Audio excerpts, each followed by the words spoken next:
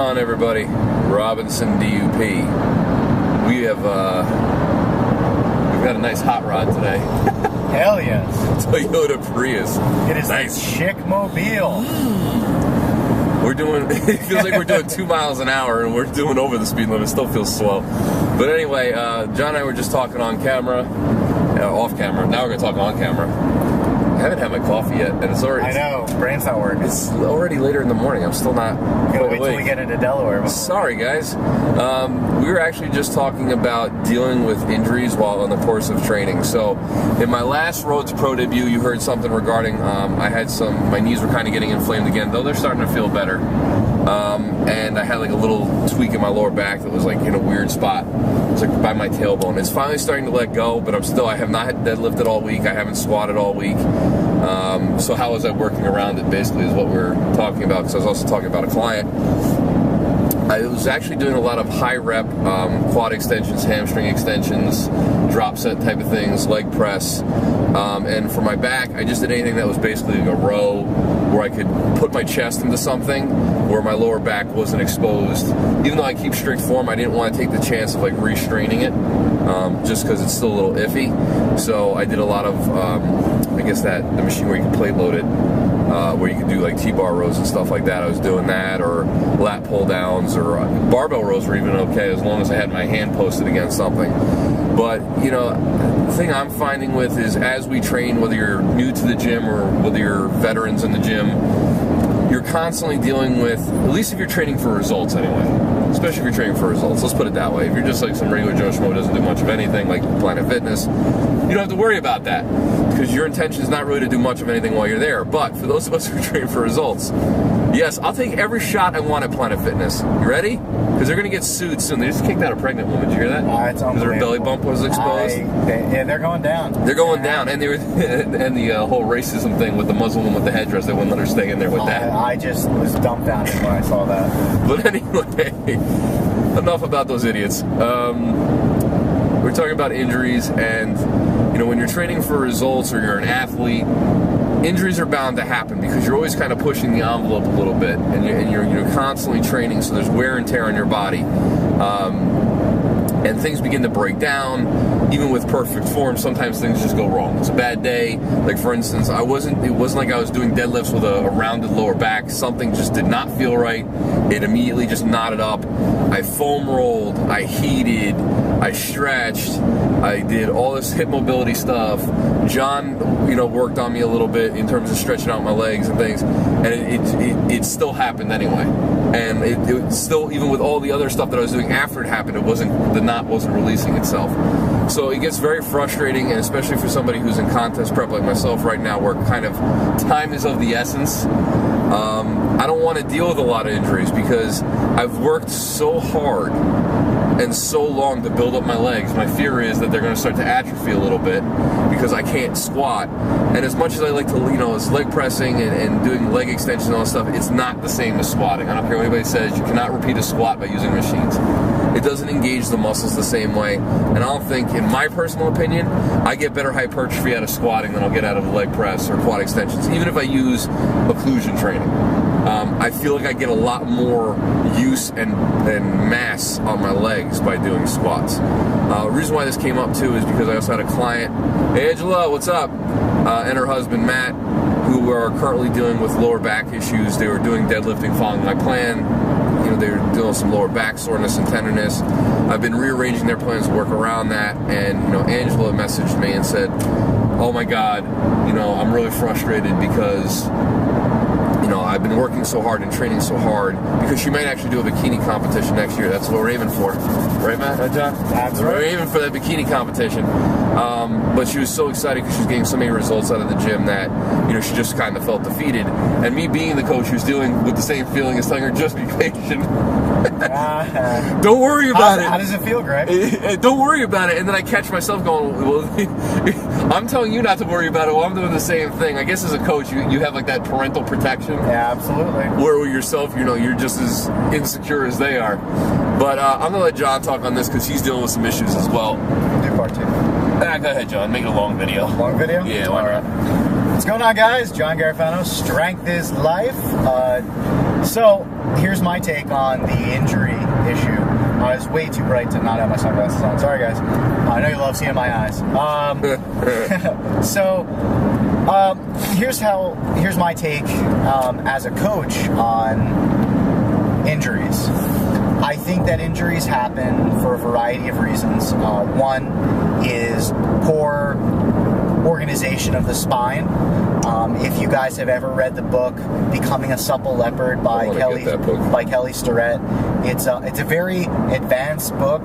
So when you read it, you have to really know a lot of physiological terms. You need to understand just some physiology. And so if you've had anatomy and physiology, you'll get it. If you haven't, you might want to have a book next to you when he uses some of the words. But anyway, the point is that most people are in our society sit too much, me included, Greg as well. Yep. We commute, we sit at work. Slouch. Yep. And what happens is people develop what's called lower cross syndrome, where the glute starts to shut off. The brain is actually not making a connection with the glute in terms of activating it. The hamstrings become weak because you're sitting on them, so you're not actually using them. Because they're actually in a stretched position, but relaxed. And that's why a lot of old guys have flat asses. Absolutely. So in addition to that, the diaphragm starts to close down because you're sitting, and so what happens is as you sit, your rib cage is actually compressed. You get tight hip flexors, a tight psoas. The psoas is the muscle that connects basically your iliac crest on your hips to your diaphragm, and that starts to condense and get eccentrically loaded, and your lower back ends up taking a lot of the pressure. So you see people with very tight quads, very tight hip flexors, and tight lower back. And so unfortunately, that has a lot to do with injuries of the lower back, and a lot of the time it simply is lifestyle issues. Another thing is that you could have had pre-existing injuries like Greg, where you played a sport or you fell down some stairs or whatever the case may be, but you had a pre-existing condition in which too much overuse of that area could actually create some issues for that injury.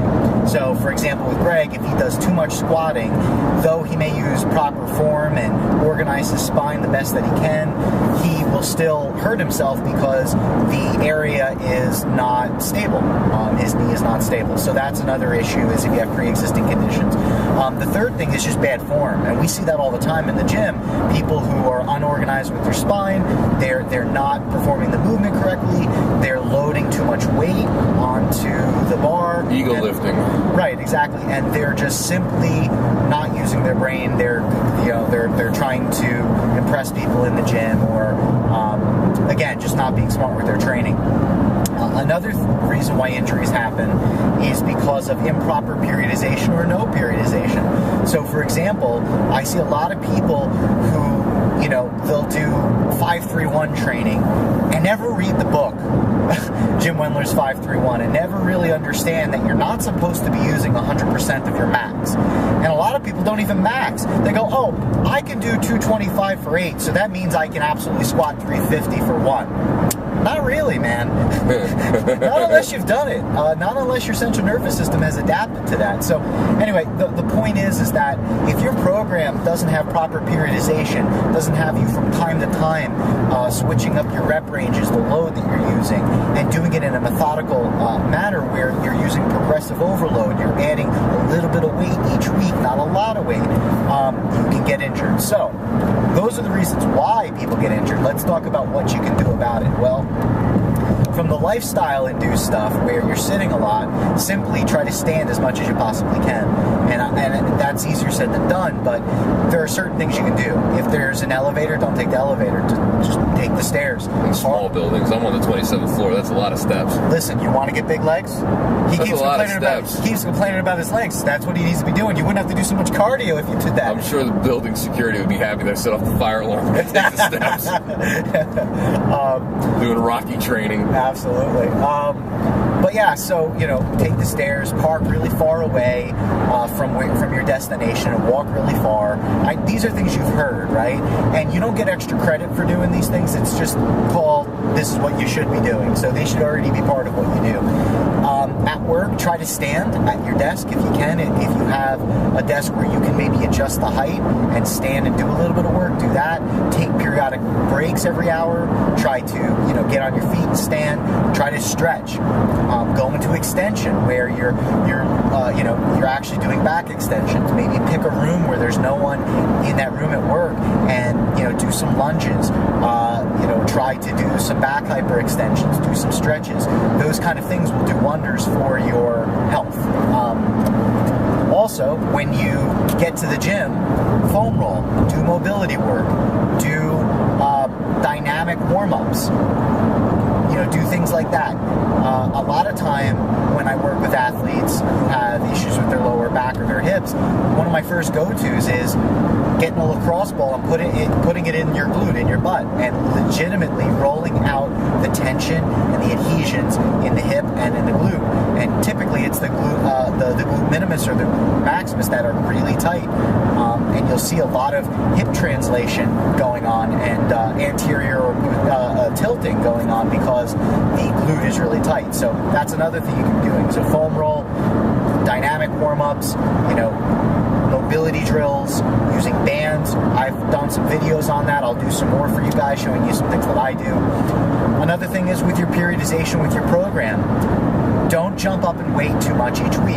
Only add 5 pounds, 10 pounds. Greg will tell you. There's nothing wrong with using a 2.5 pound plate. I do it all the time. Let me tell you something. The 2.5 pound plates, the micro plates, they're your best friend. Because at the end of the day, that's how you're going to progress anyway. So don't try to add too much weight. Don't be overzealous with the amount of weight that you're using, and use good form. You know, get an anatomy and physiology book and study biomechanics. Purchase, you know, Becoming a Supple Leopard. You'll learn how to squat properly. You'll learn how to load your hips. You'll learn how to deadlift.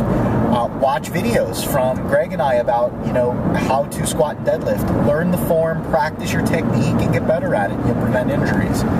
The last thing I want to say on this topic is you have to realize that it's the cumulative actions that you take over time. Stealing my lines. Yes, I am. Stealing my Facebook posts. I have to remind you of what you say.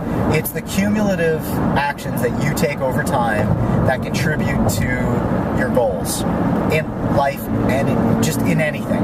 If you're going to get a degree in something, okay, it's never the one class that's the difference. It's the time that you spend, the 4, 6, 8, 10 years that you're in class, learning your knowledge base, building up your knowledge base that contributes to you getting that degree or achieving that certification or whatever it is. Same thing with your physique. So if you get injured and you can't squat for a week, the world is not going to end. You are not going to lose your legs. You're not going to lose all of what you built. You might lose a little bit of strength, but we know that the body will recover and you will come back. In fact, sometimes getting an injury is one of the best things that can happen to you because you'll actually take some time off the gym and you'll actually relax and recover. So just keep in mind that it is the cumulative actions that you take over time that contribute to your physique, to your strength, and to your knowledge. So don't be too type A, too OCD. Be careful with your training, be safe, and just give yourself a break. If you're injured, don't make it worse. Take some time out, heal, recover, come back, learn what you did wrong, and try not to make the same mistakes. And that's all we have to say on that. Talk to you guys later.